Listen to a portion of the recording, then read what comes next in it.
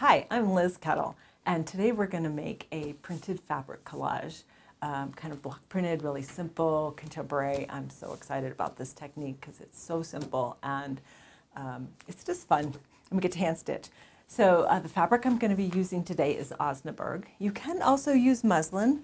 This is a white bleached muslin, but if you want to use muslin, and I'll do a demo later when we get to stamping to show you the difference because there are some differences. You have to make sure you get an open weave muslin that you can almost see through because it'll be easier to hand stitch after we've painted it. But we're going to use Osnaburg. It is one of my all-time favorite fabrics. I just love it. It has kind of an oatmeal color and it has these little speckles in it. And I love how it does this kind of soft, almost vintage look, but not really. After it's painted and dried. I just really love it about this. Here's one of the fabrics that is painted and dried, washed and dried. See that lovely texture and that little bit of cream showing through? So one of the things that I always do with my fabrics is I rip them rather than cut them. I love the frayed edges you get. Let me come back to this piece. It's all these frayed edges you get when you rip a fabric. They're really, it just is, it adds so much more texture to your piece. So to rip fabric, you just take your scissors, snip in, and then rip. It makes a really great sound too. So I like to do that. So what we're going to do is we are actually going to wet our fabric first. And this is just with water, nothing fancy. And if you don't have gloves, you'll be fine. You'll just have a little bit of mess on your hands and it will wash off, so don't worry about it. So I'm just going to put this in plain water. This is my handy ice cream container, 2 jars. And if the whole thing doesn't get totally soaked, it's okay. We can have some white areas. And you can do this with any of the colors. So I'm just going to demo one color, but then you'll want to make a whole collection of these for yourself. And you can feel free to mix your colors as well. So I'm going to use the Golden Fluid acrylics. This is the Cerulean Deep Blue.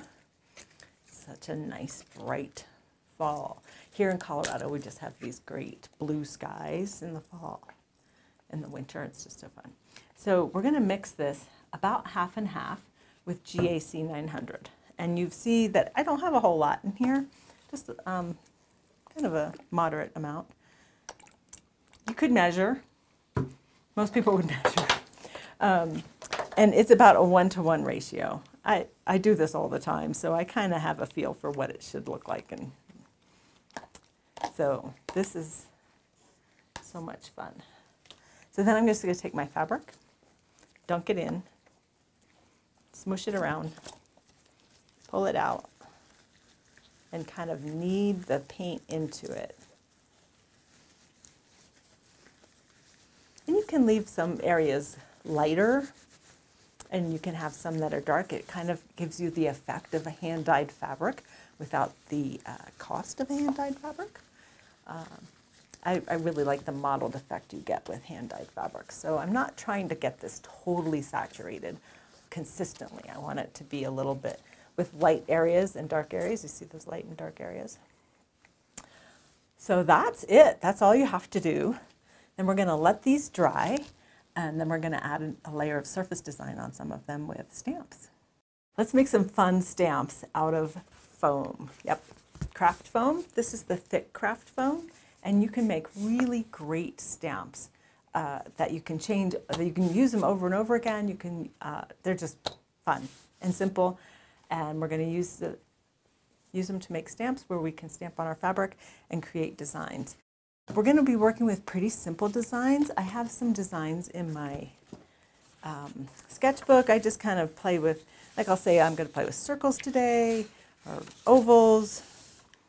Kind of just play with different patterns and think about how you can add design onto those. And when I'm doing this, this could be marks in my stamp, or it could be stitch lines. So I could just have a plain kind of ovally stamp. And don't worry about having your circles circular or having your squares square. that it's just so much more evocative of handmade and the human touch when it's not perfect. And that's really what we're going for. If we wanted perfect, we could buy that. So I don't use a ruler when I cut this. I'm just going to use my scissors. And you can draw on it first if you want to kind of sketch out a design. I could do this little kind of arch design. I kind of like that. And I can cut into that. The foam cuts so simply.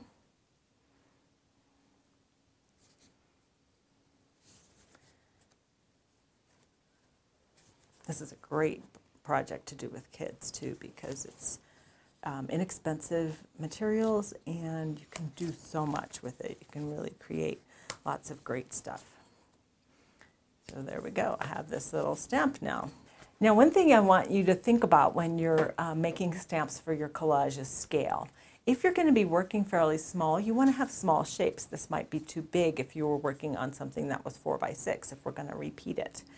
But for working something that's much bigger, 11 by 14, this was probably a good size. This for 11 by 14 is a little bit big, but this one is really good. So, and I just know that because I've been playing around and making collages, and I have some kind of funky ovoid shapes. A circle where I've incised some marks. My favorite one, I'm going to show you how I made this one because this is my favorite stamp. So one of the great things about working with the foam, I'll make it a little bigger this time because that one was a little small. I was just trying to use my scraps. Even with inexpensive materials, artists want to use all their scraps. It's just the way we are. So I have this little piece here that I've cut out. It's not even straight. And I'm going to take this pen and I'm just going to incise lines. You can use just about any tool. If you use the edge of scissors, just be careful because if you're using them like this, you can actually cut all the way through. Maybe kids' blunt tipped scissors would work better. You could use a bone folder for bookbinding. And I'm not making my lines straight. I'm just going to go over them one more time to make sure they're nice and deep.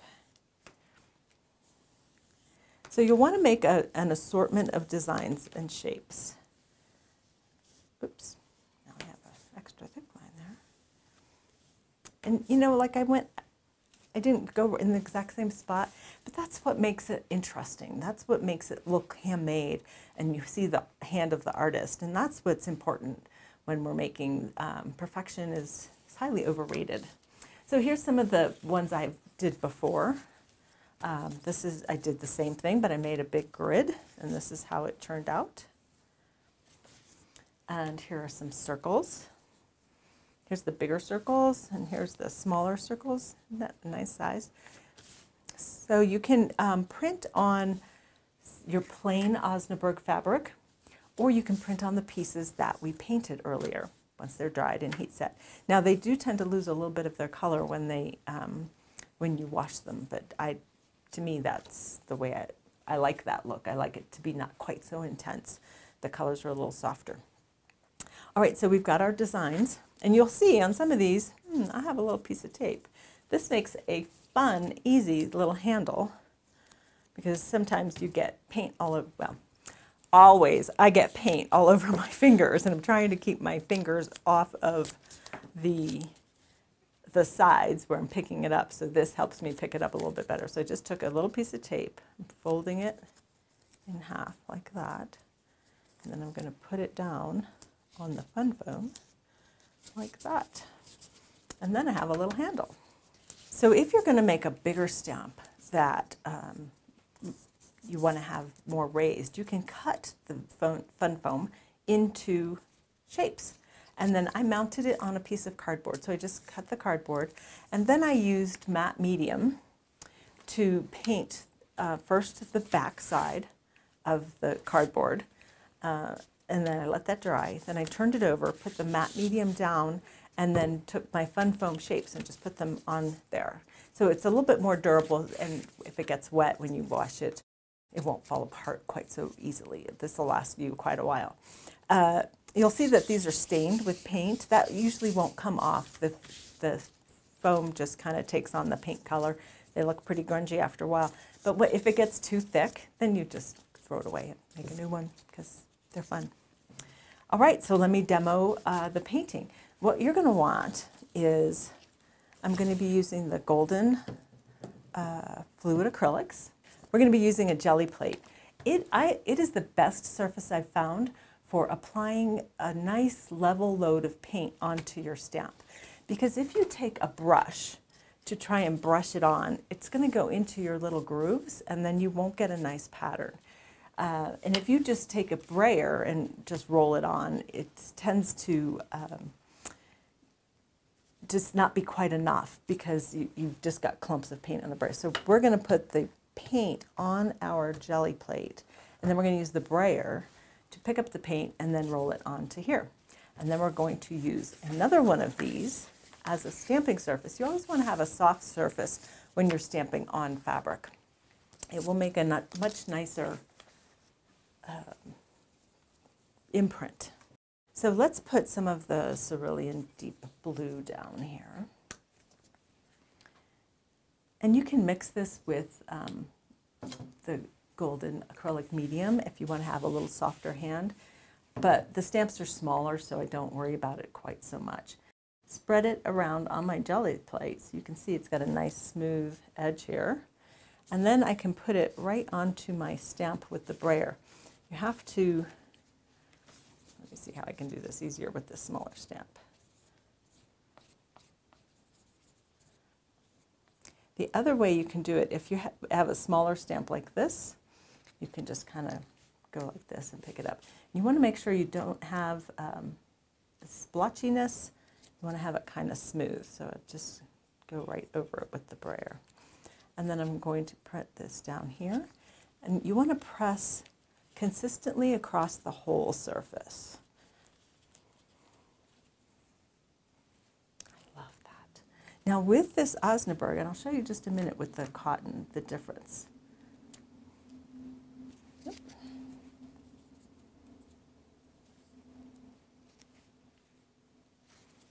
So we can just repeat this design all the way down.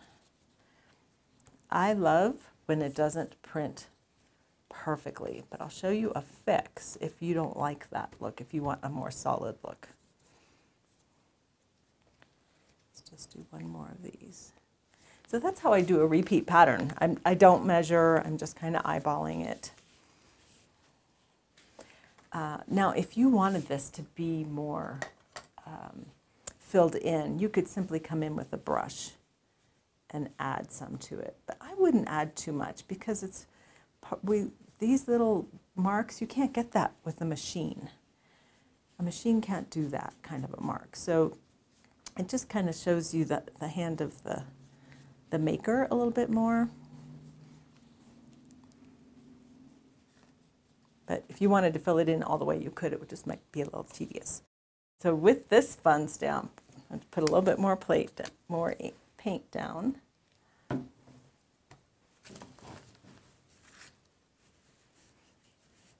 Definitely going to use the brayer to put it on. And the brayer will sometimes take paint off, but again, that's part of the uniqueness of that mark. I'm just going to make sure I press it evenly all the way around. The other way I can do it is to go into here like this. Make sure it's all pressed down. And then I can just keep going, kind of butt it up to it.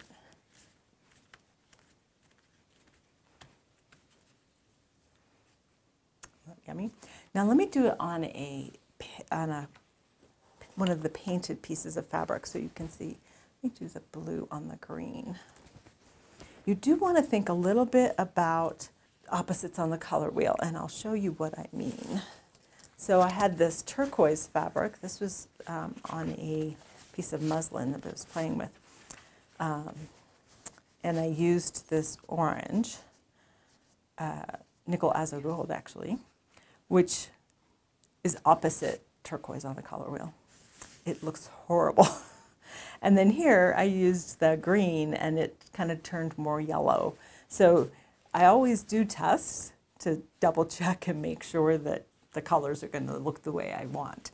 I don't know if there's any saving this, maybe in small little pieces that I could use it somewhere, but always have tests. I love that blue on the green, isn't that wonderful? You know how in the fall you can get such intense colors? Well, I'm in Colorado, so we don't get the traditional East Coast reds.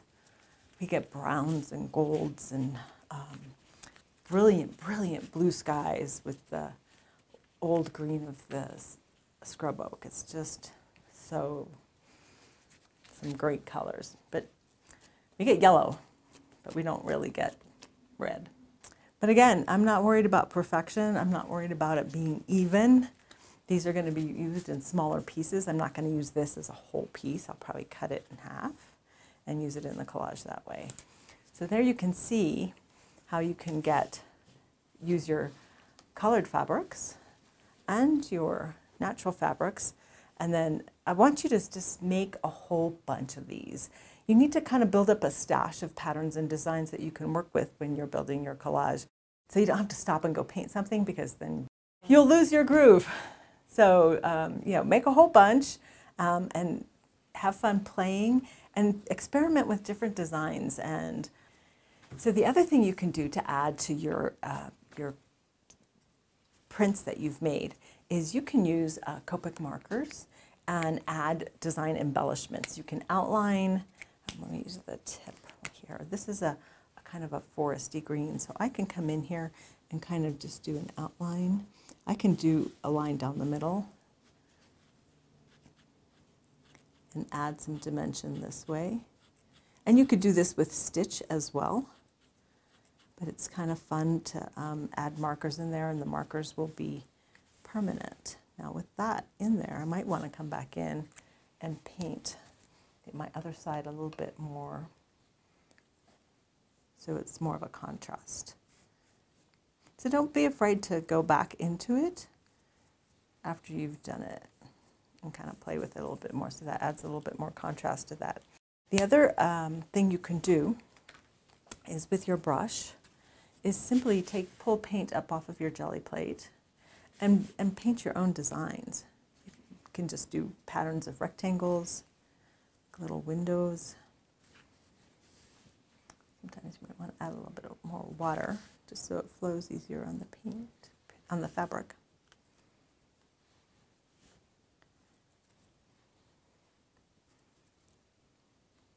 And you can also add Copic marker lines to these. You can draw straight on your fabric with your markers. Sort of anything you can do with paper, you can do with fabric. Except you can stitch on fabric, which makes it even more fun. I'm just going to do one more little row here. I think that will be fun to use with the lines. We'll have these little squares, and I'll print some circles. Now, we'll let it dry, and don't forget we have to heat set it, and then we'll be ready to use it in our collage.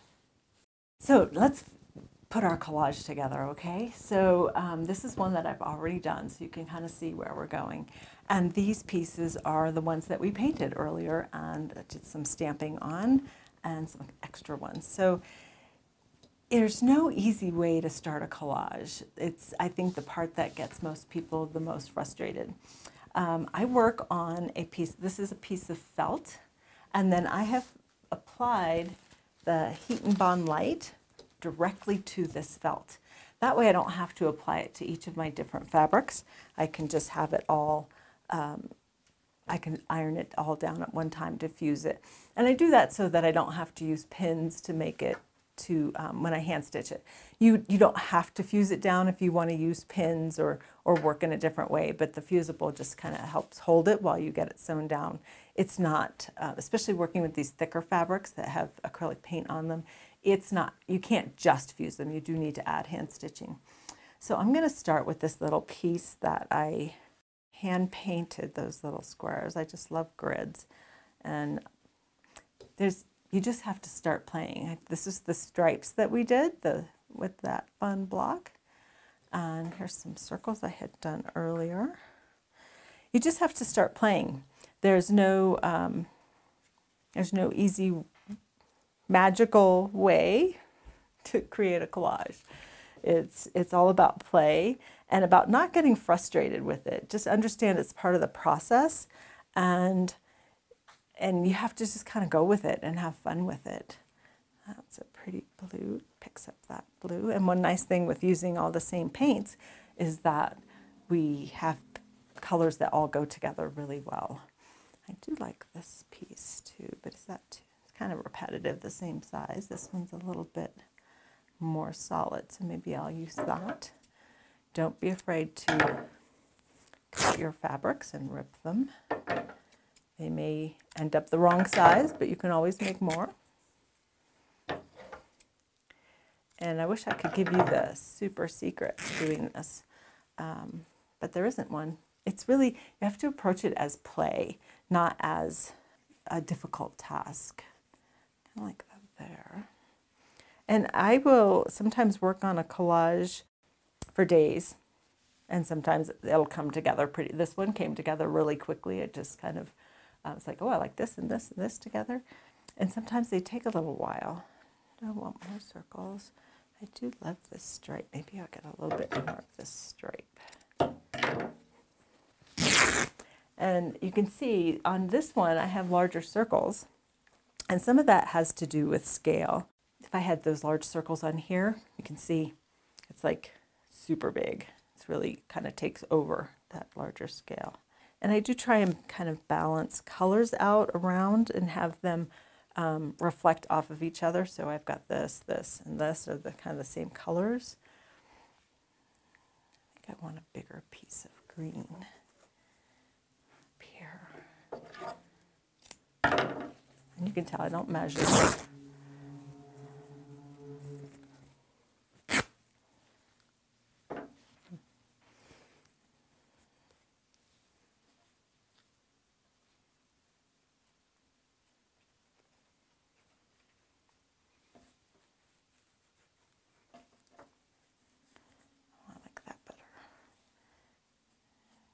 Love that green on that.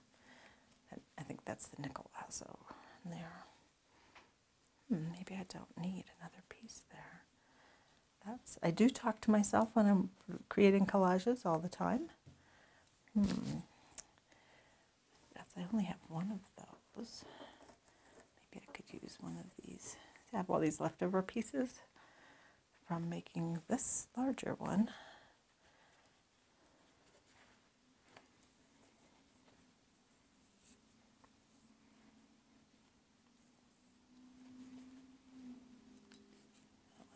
Cut.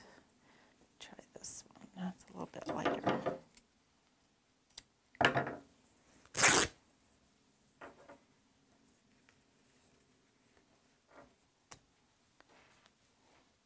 Oh, I know.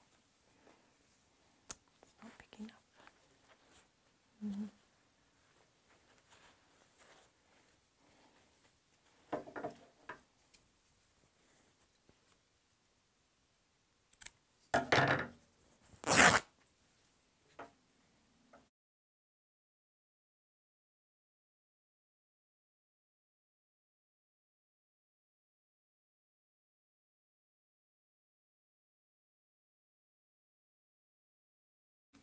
Oftentimes I'll turn it around a different direction to see how it looks, going different directions. Still feels a little big. I think I'll just take a little bit off of here. And maybe I get a little bit more of this green. Oops. Of course, when you do that, it's never the same.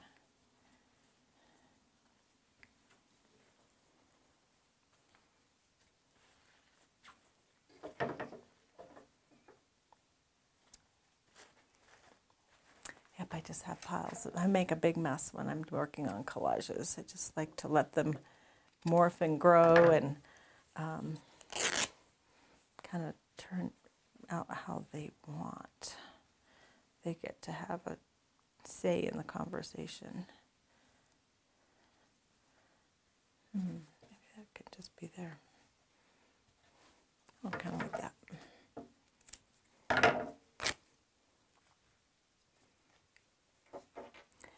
A lot of times I work on a kind of in a grid. You can see there's kind of a grid area here, and obviously I have that going here as well. Very much the grid is one of my big influences and in my design. You can see, well, if you look at the stitch meditations behind me, they're pretty much all grids, grid shapes. Oh, you know what? This is a little too big. Then, oh yeah, I like that better, definitely. Then I could use this down here. Repetition is always great. Oh, this is coming together. Kind of like it.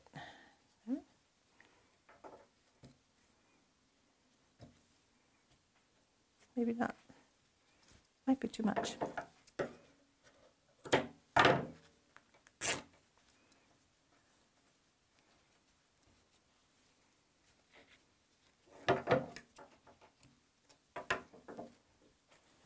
All right, let's see how this looks going different directions. And it might look kind of plain now, but we are going to add hand stitching. You know, I don't really like those quite like that direction. It doesn't bother me so much there. If I put that there, move this over a little bit.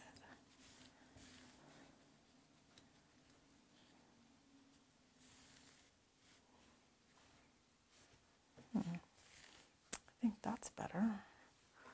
How does it look this way? Over there.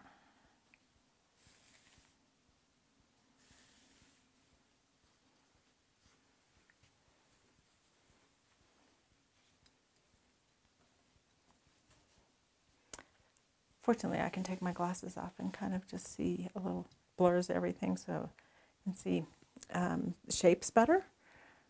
And I think that is going to be perfect. The only thing I might think about is changing that to 3. Do I like it better? No, I don't. All right, so I'm going to take this and go fuse all of these down so that I'm just ironing them onto the background, and then I'll show you how to stitch. So now that this is all ironed down and secure, there's a couple pieces that aren't, but that's fine. We'll stitch those down. Now we can get to the fun part, which is the stitching. I'm going to be using DMC 5-weight. So they're variegated and they're just so beautiful to use. And I've picked out a couple different colors. And I want to show you a little trick that I learned over the years. So with this does not work with the floss, but it does work with these bigger skeins of, this is pearl cotton, which is different from the embroidery floss we used before because it's a twisted thread, so that it's not separate threads, it's one thread. It tends to be rounder where the floss is flat when you stitch. So this gives you some nice dimension. So when you take the little tags off, and you can open it up, and there's a little place where it's tied at the top. Grab that spot there and let it hang, and then you can snip at the bottom, and then these will be the perfect length for stitching with. So it's kind of handy. I'm using a chenille needle, and this one is a little bigger.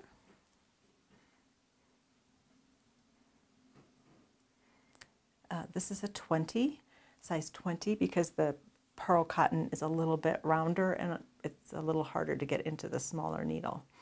So when I'm stitching, I'm using a running stitch again primarily, and let me show you on this one that's finished. I did use a little bit of floss in the white and over here because I wanted a little bit extra dimension, but I've just kind of outlined straight lines around. In some places I added more. Here I have 4 lines of stitching, here I have 3. Here I did my little railroad tracks, and it's not fancy. There's no fancy stitching. It's very easy and so relaxing to do. So let me show you how I get started. I don't mark. I know a lot of people would worry about marking and getting things perfectly straight. But I found over the years, as I let go of perfection, that I really embraced the imperfection of not marking. So I'm just going to pick a place to start, and I think I'll start right here, right around here. And again, it's the running stitch, and just going down and up, and down and up. And I'll go all the way around. This needle's a little thicker, so I may switch to a smaller one.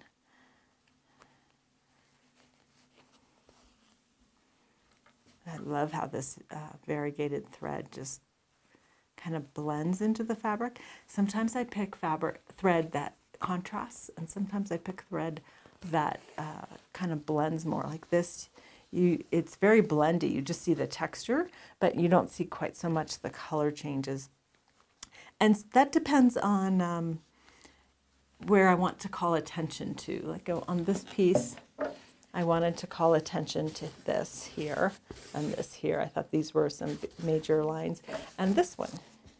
So I went a different direction and used, would be the highest contrast, and this is highest contrast. But these are more blendy. I just wanted to have the texture and not have the stitching stand out so much. So that's one way that you can lead the viewer's eye around a piece, is with that higher texture and contrast.